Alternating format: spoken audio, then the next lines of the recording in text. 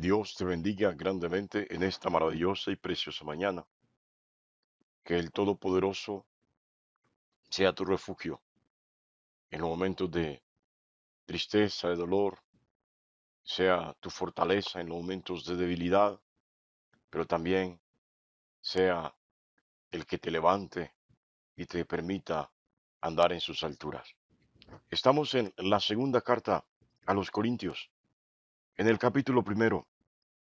La palabra de Dios dice así: Pablo, apóstol de Jesucristo, por la voluntad de Dios, y el hermano Timoteo, a la iglesia de Dios que está en Corinto, con todos los santos que están en toda Acaya, gracia y paz a vosotros, de Dios nuestro Padre y del Señor Jesucristo. Que Dios bendiga su santa y preciosa palabra. Bueno, mis amados, esta es la introducción a lo que llamamos la segunda carta de Pablo a los Corintios. Sí, y lo primero que notamos es que Pablo se presenta a sí mismo como apóstol. Tengo que repetirlo para que usted se lo grabe en la cabeza. Pablo no era de los 12, nunca fue de los 12 y no aspiraba a ser de los 12 porque el número de los 12 estaba completado. Es decir, cuando murió o se suicidó Judas, poco después en su lugar fue reemplazado por Matías.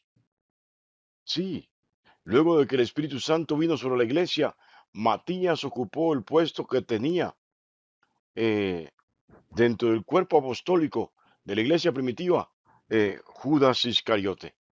Así que Pablo no fue de los 12. ¿Cómo vino a ser Pablo un apóstol?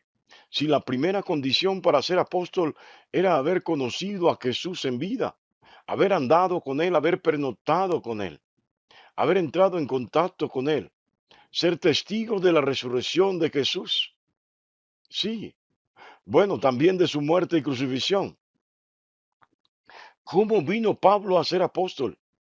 Bueno, ya pasamos por Hechos de los Apóstoles capítulo 9, donde Pablo o Lucas relata la conversión de Pablo, cómo Jesús se le manifestó, cómo Jesús eh, lo llamó, lo derribó, lo bajó del caballo, le quitó la fuerza y el vigor, y cómo el mismo Jesús, su palabra, transformó a Pablo de ser Saulo, el hombre violento, agresivo, perseguidor de cristianos, asesino de cristianos, a ser el hombre, digámoslo así, más perseguido, eh, torturado y por así decirlo, el más débil de toda la iglesia. Pero la debilidad a la cual hago referencia no es a la falta de fuerza, de vigor, de voluntad.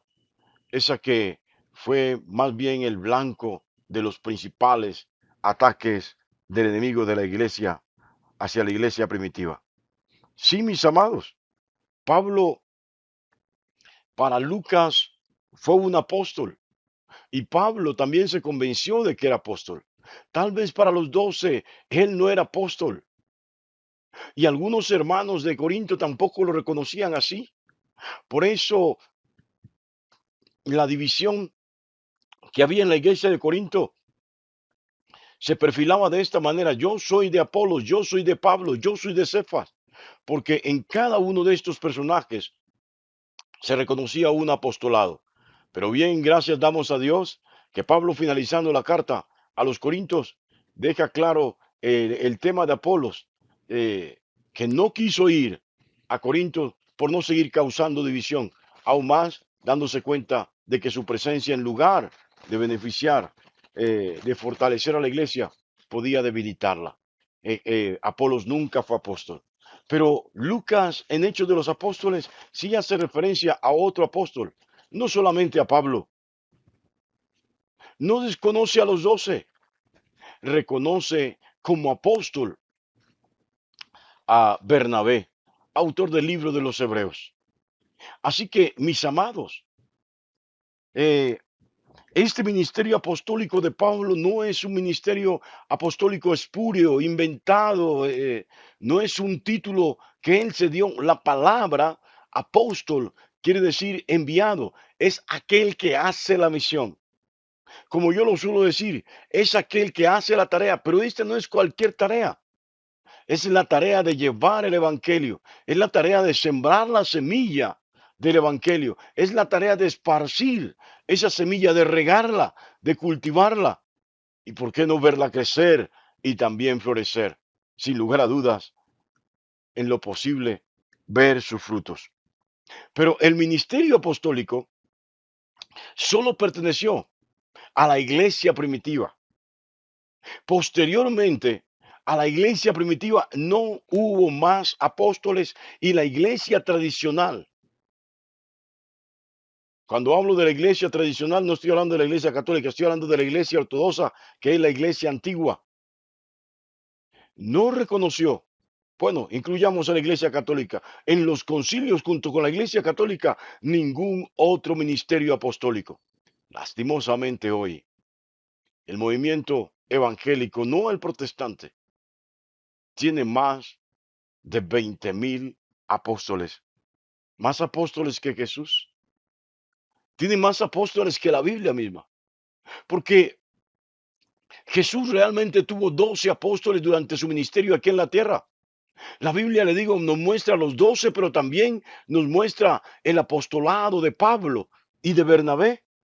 Pero la iglesia evangélica de hoy tiene más de 20,000 apóstoles dispersos por toda Latinoamérica.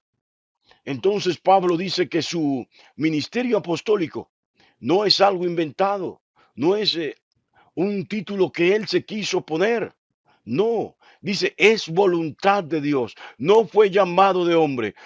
Matías fue echado a la suerte en una bolsa y ahí salió el nombre de él. Cuando eligieron el reemplazo de Judas, echaron el nombre de Matías.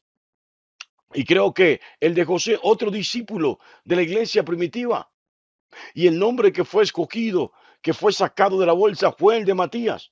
Pero entonces aquí Pablo está diciendo mi apostolado, mi ministerio, mi liderazgo, no es cosa humana, no es algo al azar, a la suerte, es directamente un llamado particular y exclusivo de Jesucristo a mi vida. Dice, por voluntad de Dios. Sí, qué maravilloso esto, porque no está bien andar por allí autotitulándose. ¿Sí? Pablo escribe esta carta junto con Timoteo. Pues da la sensación que Timoteo era como el escribano de Pablo. Dice él que el hermano Timoteo también está involucrado en esta carta. Timoteo, ya lo he dicho, vamos a estudiarlo más adelante cuando abordemos las cartas a Timoteo y cuando toquemos el tema de la iglesia de Éfeso. Timoteo era un joven apasionado por el Evangelio, avesado en cuanto a las cosas de la ley y de la gracia, de la palabra, del Evangelio de Jesús. Era un joven de testimonio tremendo. Era un predicador y se constituyó, vino a ser más adelante el pastor de la iglesia de Éfeso. Pero Pablo tenía tanta confianza en Timoteo por una cosa muy particular, es que Timoteo realmente trataba de imitar a Pablo en todas sus formas, expresiones y acciones. Tal como Pablo se lo dijera a la iglesia, sed imitadores de mí como yo lo soy de Cristo. Qué tremendo esto. Pero esta segunda carta de Pablo a la iglesia de Corinto realmente no es la segunda carta. Hay dos cartas que Pablo envió a la iglesia de Corinto que se extraviaron. La primera carta que tenemos en la Biblia y la segunda carta no fueron las primera y segunda de Corinto. Hubo dos cartas que se perdieron, que se extraviaron, que Pablo envió a la iglesia de Corinto. Pero bueno, mis amados, la primera carta que Pablo envió a los Corintios que tenemos aquí en la Biblia trataba o intentó resolver el tema de la división de la iglesia y afectar las falsas doctrinas que se estaban metiendo dentro de la iglesia. Sí, en la iglesia de Corinto había mucha división, ya lo hemos dicho, pero también por esa misma división pululaban diferentes corrientes doctrinales tratando de apartar de la fe al creyente. Bueno, cualquiera diría, de esa carta tan dura que Pablo envió a la iglesia de Corinto, de esa carta que llamamos primera carta a los Corintios, tan fuerte y tan doctrinal que Pablo enviara a la iglesia de Corinto. Esa gente tiene que haber cambiado, las cosas tienen que haber sido transformadas, esa gente tiene que haber empezado a caminar en unidad, esa gente tiene que haber abandonado el pecado, esa gente tiene que haber abandonado todas las falsas doctrinas. Tuvo esa gente que haber vuelto a pedirle perdón a Dios, humillarse delante de Dios y pedirle perdón específicamente por el tema de dudar acerca de la resurrección de Jesús y de que los muertos resucitan. Pero déjeme decirle que la segunda carta es motivada aún por el mismo Timoteo, que habiendo conocido la situación real de la iglesia de Corinto, que no vio cambios trascendentales después de que leyeran la primera carta. Su informe es negativo ante Pablo por parte en torno a lo que es la iglesia de Corinto, en torno a lo que era la vivencia de la fe en Corinto. De una u otra manera, Timoteo le está diciendo a Pablo, Pablo, tu carta no causó ningún efecto. En uno que otro causó un impacto, pero la mayoría siguen en su desenfreno, siguen en su locura. La iglesia es un desorden, la iglesia está dividida. Es lo que Timoteo le propone a Pablo. Entonces, esta segunda carta es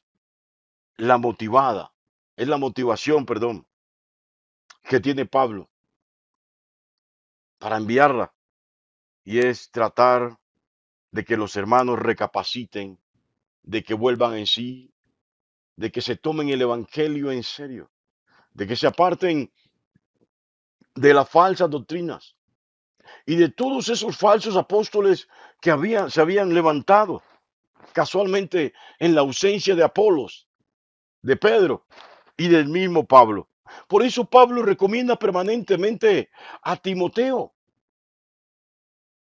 Sí, recomienda permanentemente a Timoteo. ¿Para qué? Para que no vaya a haber dentro de la iglesia una doctrina errada y que termine la iglesia toda contaminada. La falsa doctrina es como un virus. Basta con que contagie a uno y contagie a miles y los arrastra hacia la propia condenación. ¿Sabe? Una vez invité a algún pastor a mi iglesia. Bueno, lo invité porque quería ofrendarle y también validar su ministerio de alguna manera. Y este hombre se paró y predicó. Y cuando no se tiene fundamento nada serio bíblicamente para predicar, siempre nos inventamos la última revelación. Este hombre terminó diciendo que no se podía decir Dios le bendiga, sino bendecido día. Mire esto, óigalo bien, bendecido día.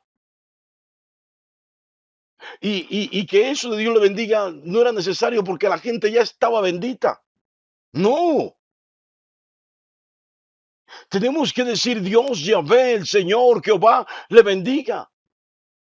Porque así Moisés lo profirió. Así David también lo profirió en los salmos. Así también lo profirieron los santos apóstoles en sus diferentes cartas.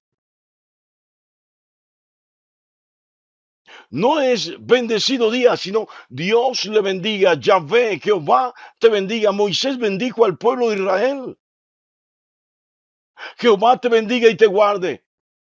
Jehová haga resplandecer su rostro sobre ti y tenga de ti misericordia. Y etcétera, etcétera, etcétera. Y este hombre metió eso ahí en un ratico. Llevamos años tratando de sacar eso del corazón, porque eso no cala en la mente, eso cala en el corazón. Las falsas doctrinas calan en el corazón de la gente y sacarlas de allá es un trabajo bien difícil. ¿Sabe? Me ha tocado gritar a veces a miembros de la iglesia, enojarme para reenviar eso. Desde allí, ah, ah, no invito a nadie a predicar en mi iglesia que no sea, que no esté bajo mi cobertura espiritual y que no tenga claro yo qué es lo que esta persona enseña. Sí, o que sea de la misma congregación. Sé que alguien de la misma congregación o los pastores